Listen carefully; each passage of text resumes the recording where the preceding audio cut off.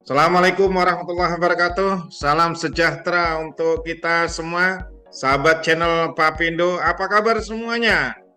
Mudah-mudahan semua sahabat channel Papindo baik-baik saja adanya. Hari ini saya melakukan podcast kembali dengan Bapak Sudarsono SE CDJS, yang beliau adalah pakar di bidang letter kredit.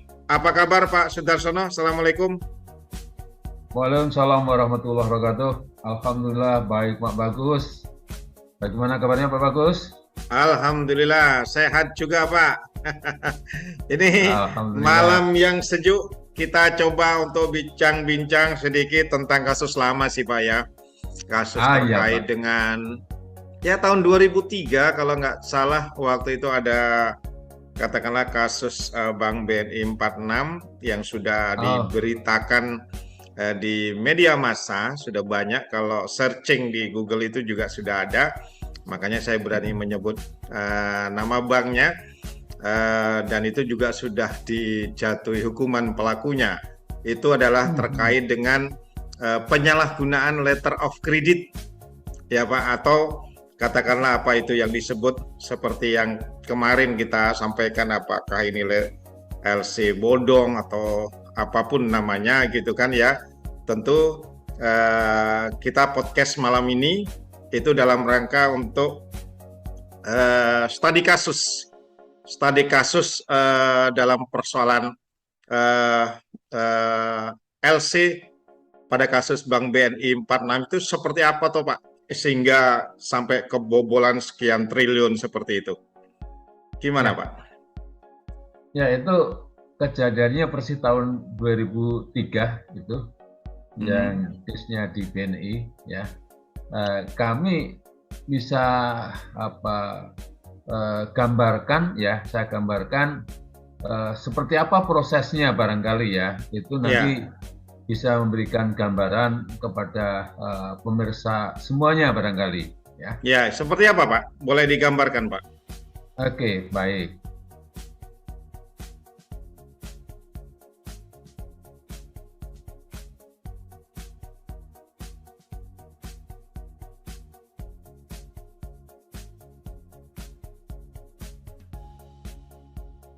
Masih belum tampil Pak, secara keseluruhan. Oke.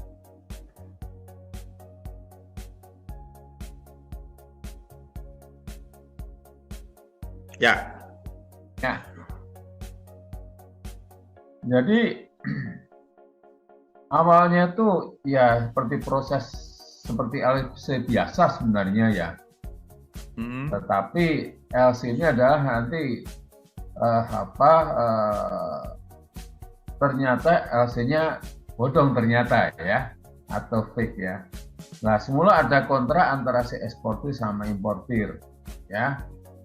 Apakah importirnya itu importir yang beneran atau tidak dan sebagainya ya. Nah, kemudian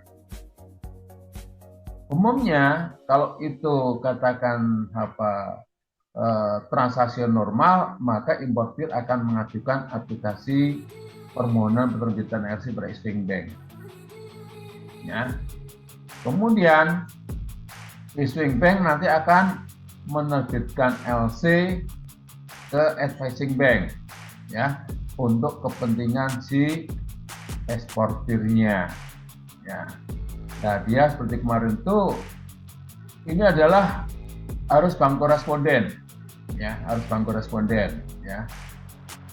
Kemudian yang berikutnya,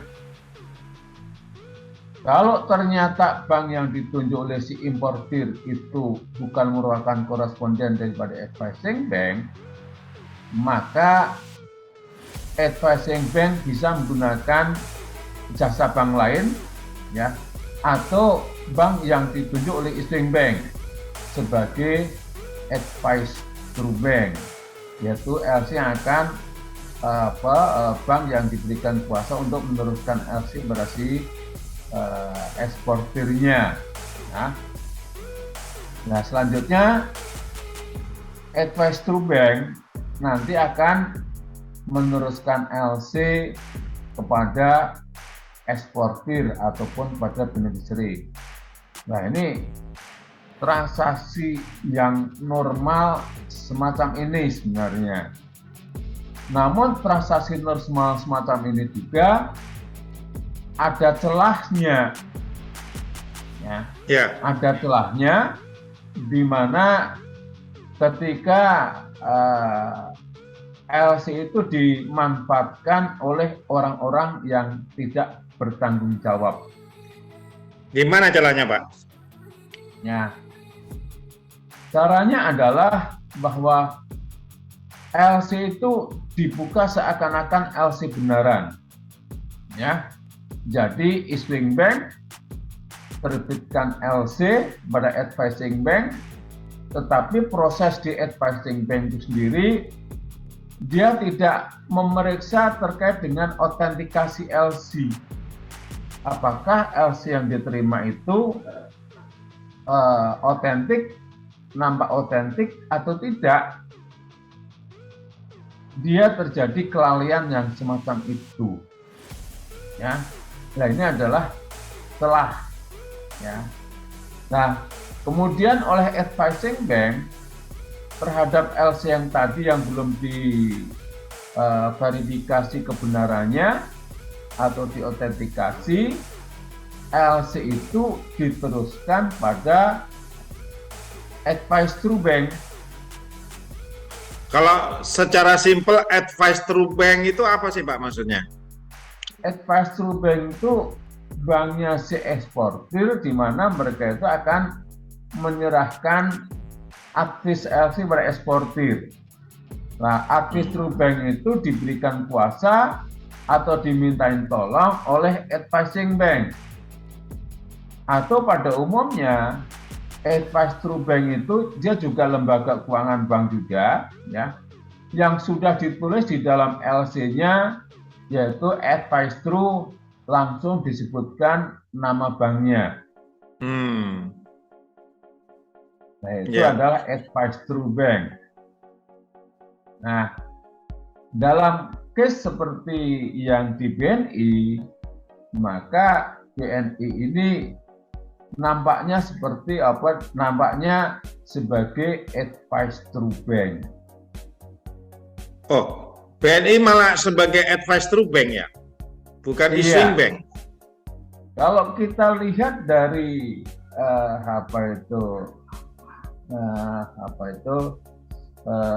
ini Pak, dari case yang muncul, BNI itu sebagai advice through bank. Itu. Nah, kewajiban advice through bank juga sama ketika mereka akan meneruskan LC kepada si eksportir, itu harus mengecek autentikasi daripada advice LC-nya, surat pengantar LC dari advising bank. Dia tidak melakukan autentikasi atau verifikasi terhadap LC dari issuing bank-nya. Kenapa demikian? Karena advice through bank itu tidak punya hubungan koresponden dengan issuing bank. Maka mereka nggak bisa melakukan autentikasinya. Yang dilakukan autentikasi adalah tanda tangan yang ada di surat pengantar atau advis LC dari advising bank. Nah, kalau katakan sesuai, maka dia akan diteruskan, LC itu dinyatakan verified dan diteruskan pada eksportir. Nampaknya dari keterangan-keterangan yang sudah ada di media massa, ini tidak dilakukan verifikasi, ya, ceritanya semacam itu kan, sehingga semacam ada kelalaian dari advice through bank. Namun tidak disadari ketika sampai dokumen itu dipresentasikan. Begitu, Pak. Ya, nah Dalam hal ini, dalam kasus Bank BNI ini yang sangat dirugikan dari pihak mana, Pak? Nah, yang sangat dirugikan adalah ya pihak bank, karena case-nya nanti menjadi sebagai berikut.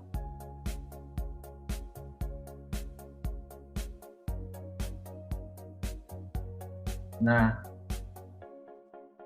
kalau kita lihat juga dari narasi yang sudah ada, ya, nah si eksportir ini kan merealisasikan untuk beberapa perusahaan di mana si eksportir itu menunjuk beberapa direksi di perusahaan untuk bisa seakan-akan kirim barang, gitu kan? Iya. Nah, ternyata si eksportir ini kan nggak mengirimkan barang, ya. Mereka direksi-direksi di bawah si eksportir ini dia membuat dokumen fiktif, ya.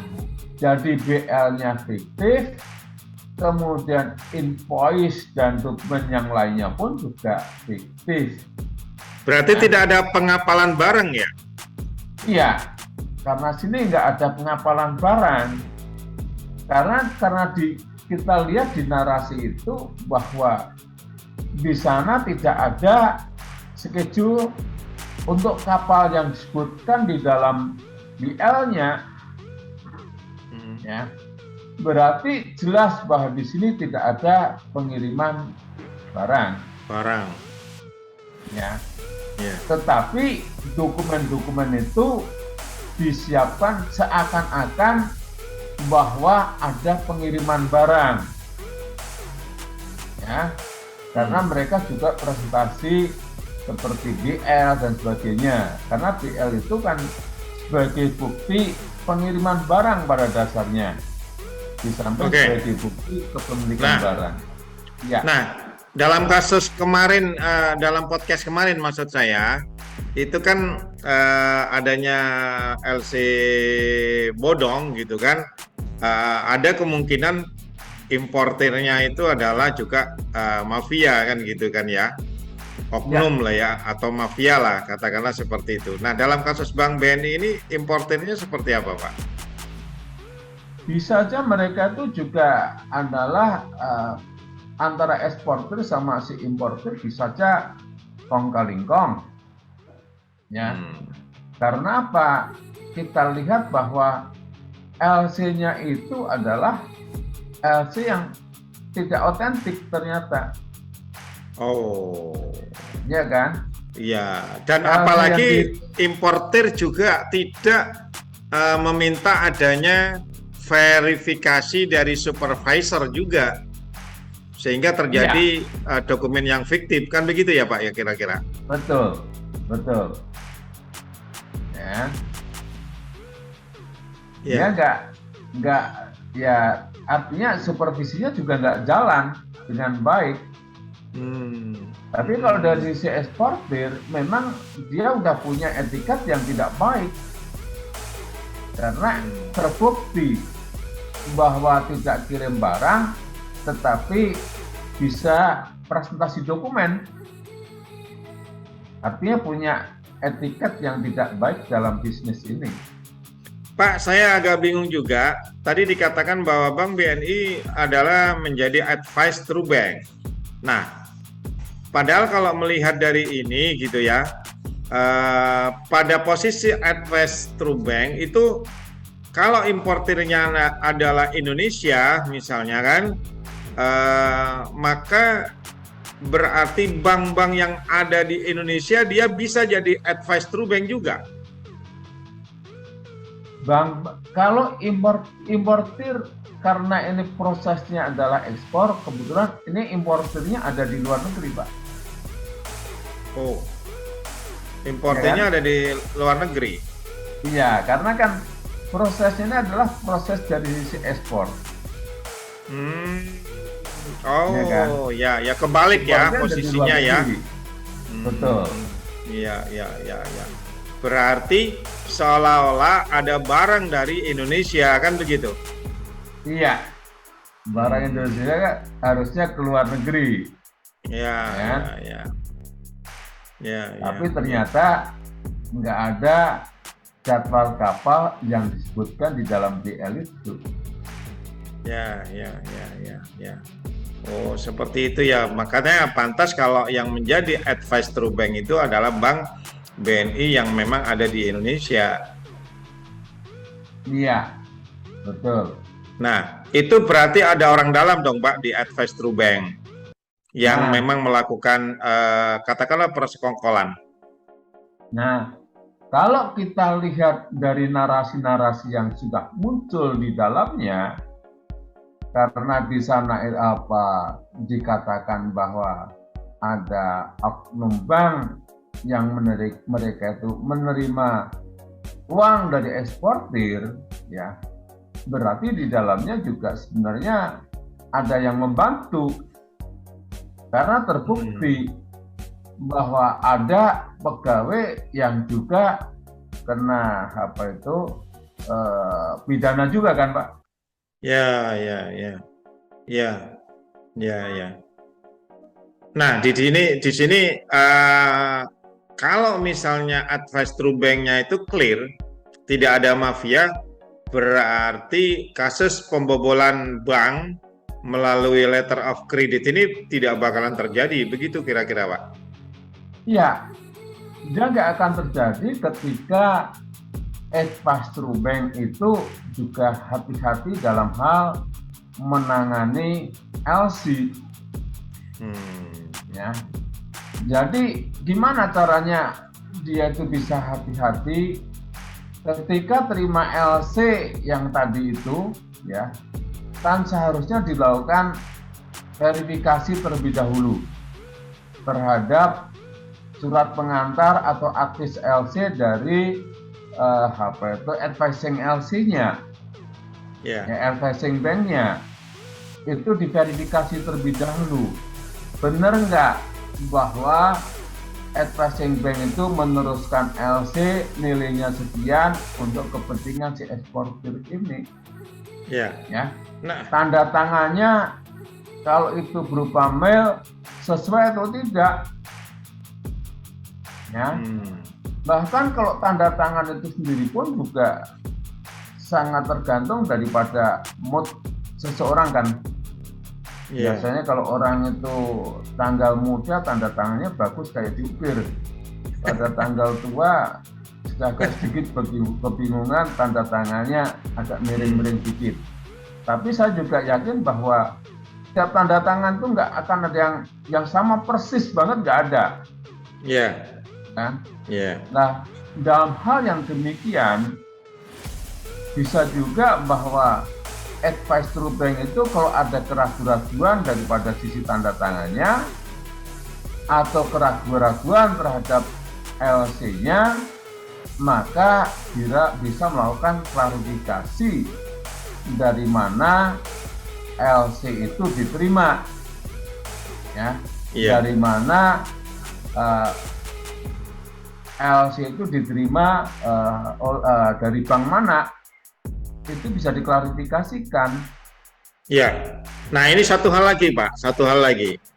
Pak Sudarsono pernah menjadi sebagai pejabat di salah satu bank ya, Bank BUMN juga. Nah, nilai yang pada kasus Bank BNI itu kan besar, Pak ya, 1 triliun lebih lah, katakanlah seperti itu. Nah, di manajemen bank itu kan ada istilahnya klasifikasi atau penggolongan, kalau nilainya sekian ditangani oleh direksi, kalau nilainya sekian ditangani oleh manajer. Ada nggak sih Pak seperti itu? Ya, sebaiknya setiap bank, ya, dalam SOP-nya itu jelas, ya, diatur dari kewenangan untuk melakukan eksekusi suatu transaksi. Betul. Dengan leveling, ya, untuk jumlah sekian dapat dilakukan oleh siapa, misalnya section head, untuk jumlah sekian atau lebih tinggi dilakukan oleh departemen head, atau untuk jumlah sampai dengan sekian bisa dilakukan oleh grup head, ya, dan seterusnya. Jadi dibuat leveling yang semacam itu, sehingga SOP-nya itu jelas. Apalagi kalau itu sudah jelas di dalam SOP, kemudian banknya itu melakukan transaksi menggunakan sistem aplikasi trade finance-nya, dan sistem aplikasi trade finance itu disetting sedemikian rupa sesuai dengan aturan kewenangan untuk otorisasi transaksi, maka akan aman. Nah, di situ harus ada bagian daripada mitigasi risiko dalam aturan-aturan yang semacam itu, Pak. Ya, nah dalam kasus Bank BNI kan tentunya ada kontrak dong antara importer sama eksportir kan, sebagai dasar untuk mengeluarkan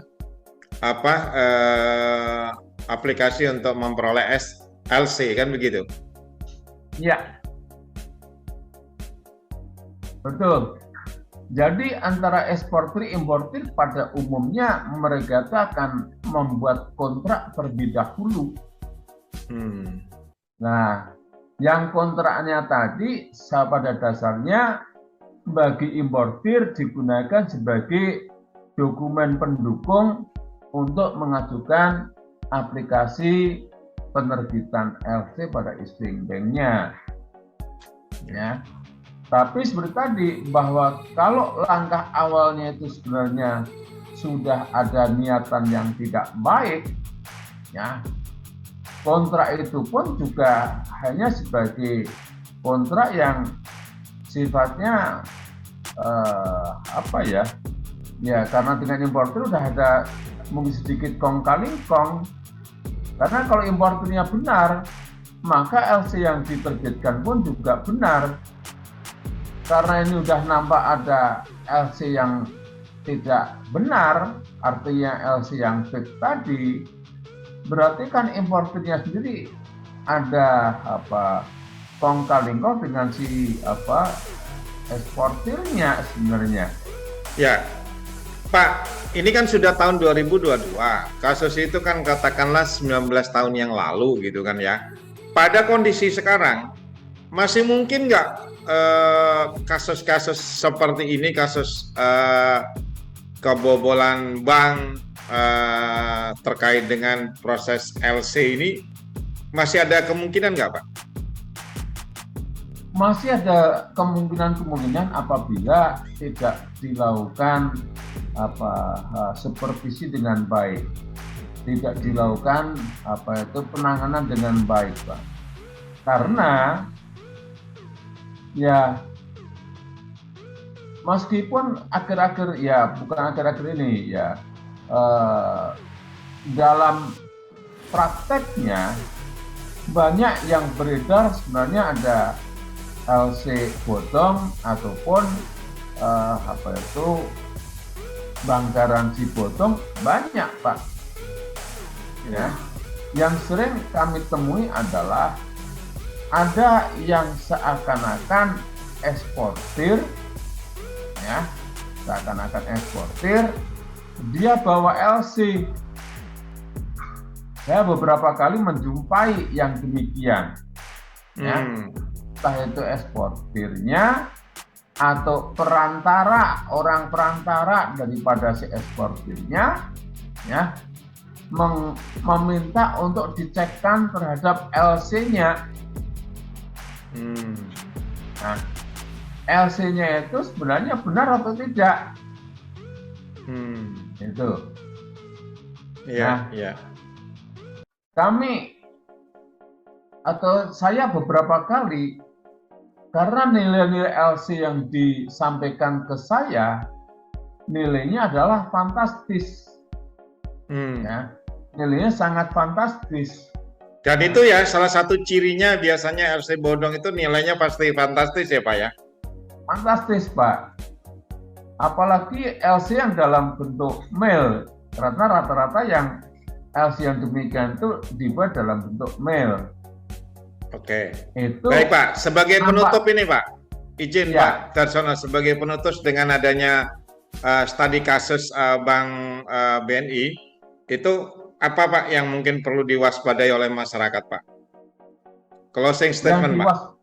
Ya, yang diwaspadai bagi masyarakat adalah ketika eksportir itu mendapatkan LC dari si importir dan LC itu diserahkan pada banknya. Nah, ini harus hati-hati. Eksportir pada dasarnya mereka akan terima LC-nya melalui advising bank atau issuing bank yang bersangkutan. Kalau cross border, umumnya akan melalui advising bank. Advising bank inilah yang mereka tuh harus melakukan autentikasi terhadap LC-nya, mengecek kebenaran daripada LC-nya itu sendiri. Jadi kalau misalnya ada eksportir bawa LC ke bank untuk dinegosiasi, sementara banknya itu belum terima LC dari issuing bank, mereka harus hati-hati. Yang utama adalah harus dicek bahwa LC-nya di dalam amplop yang disegel oleh issuing bank. Satu itu. Yang kedua, advising bank harus klarifikasi pada issuing bank. Apakah benar menerbitkan LC nomor sekian, jumlahnya sekian untuk kepentingan eksportir ini. Nanti kalau ada klarifikasi dari issuing bank bahwa kami tidak pernah menerbitkan LC dimaksud, maka bisa dipastikan bahwa LC itu adalah LC bodong. Oke, terima kasih banyak ini masukannya dari Pak Sudarsono. Pemirsa, ini luar biasa studi kasus dalam konteks LC ini, dan mudah-mudahan ini bermanfaat untuk para pemirsa semuanya. Terima kasih Pak Sudarsono, terima kasih pemirsa. Assalamualaikum warahmatullahi wabarakatuh. Terima kasih kembali. Bagus. Waalaikumsalam warahmatullahi wabarakatuh. Tonton terus channel Papindo. Jangan lupa subscribe, like, comment, and share.